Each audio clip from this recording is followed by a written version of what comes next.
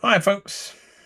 Yeah, the last video, there was rage in that.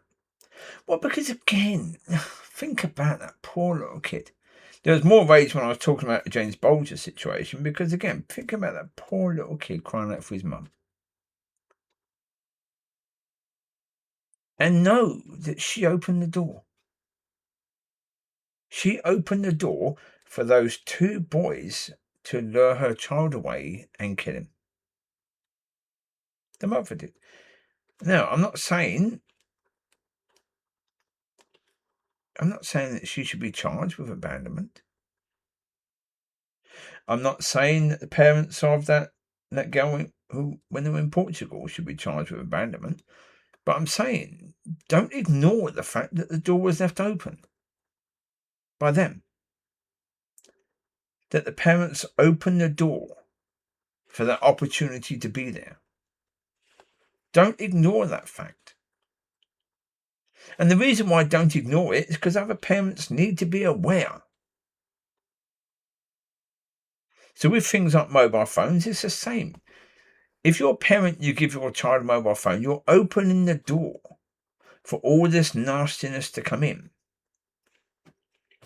So when something serious happens, maybe other parents can learn from that if they learn that actually the parent opened the door in the bloody first place. But they don't see it that way. Why? Because they don't want to. They don't want to. In society, there's no accountability. There's no, let's make society better. Yeah. Let's do things to make society better. There's none of that at all. So therefore, children are left vulnerable because society doesn't want to have to take responsibility. Remember, years ago, we had latchkey kids, and latchkey kids was the same. The door was being left open. When kids are having to walk home on their own, having to actually go home to an empty house because both parents are working, why are both parents working? Is it to pay the bills? In most cases, no, it wasn't. They're both working so they can have the holidays and buy the nice car and buy the nice new TV and all this sort of stuff. That's why they were both working, to have the nicer things in life. But leaving their child in a position where they were vulnerable. Right? Now, that time of latchkey kids is counted as a good time now because most of the kids learned to do things on their own.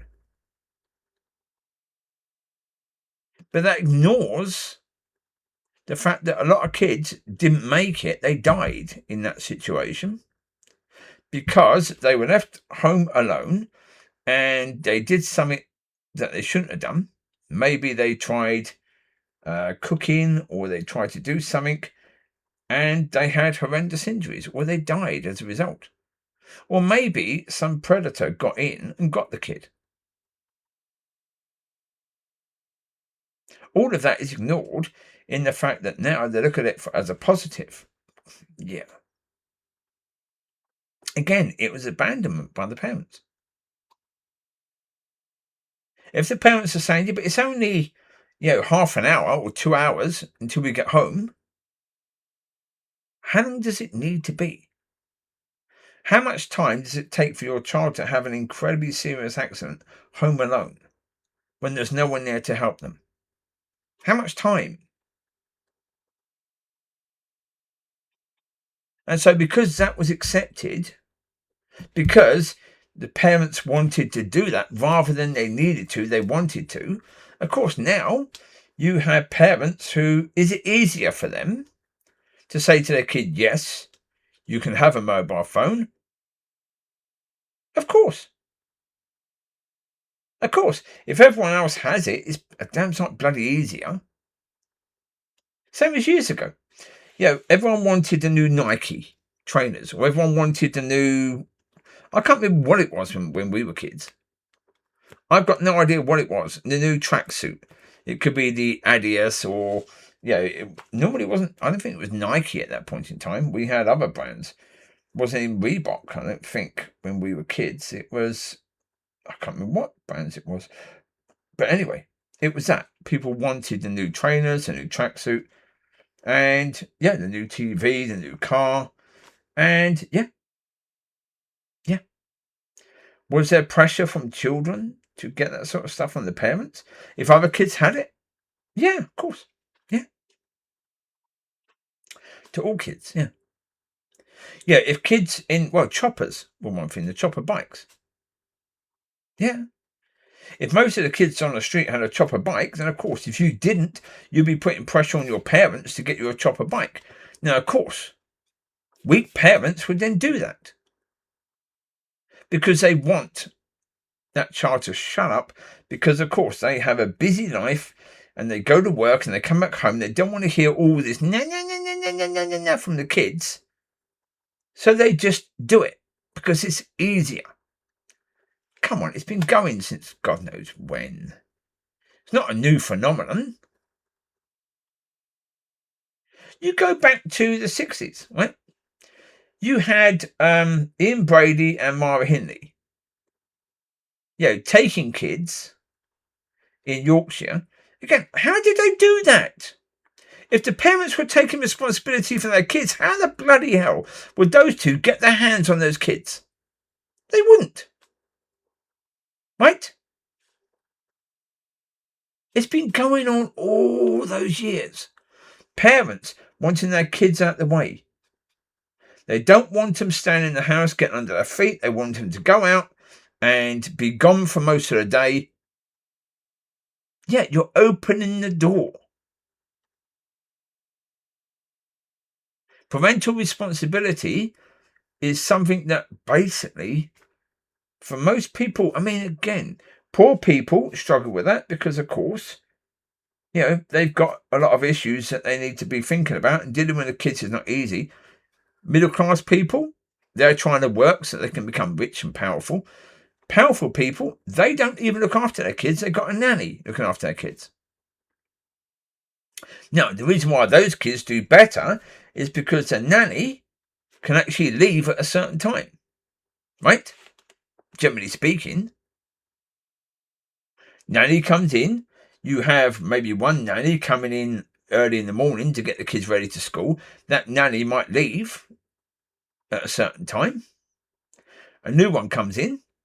Another one comes in halfway through the day. You've got a cook to do the food for the kids. You've got cleaners. If you're rich and powerful, you've got cleaners as well. So the nanny doesn't have to clean and cook and iron. You've got other people to do that. So the job for the nanny is a damn sight easier. So therefore, the nanny can spend more time with the kids because it's easier. So therefore, the kids get a lot more of that and doors aren't opened so much for them. Because you've got a whole community in the home. You've got the cook, the cleaner, the nanny. You've got the doorman. You've got all these other people who are keeping an eye out for the kid. Now, obviously, most people can't have that.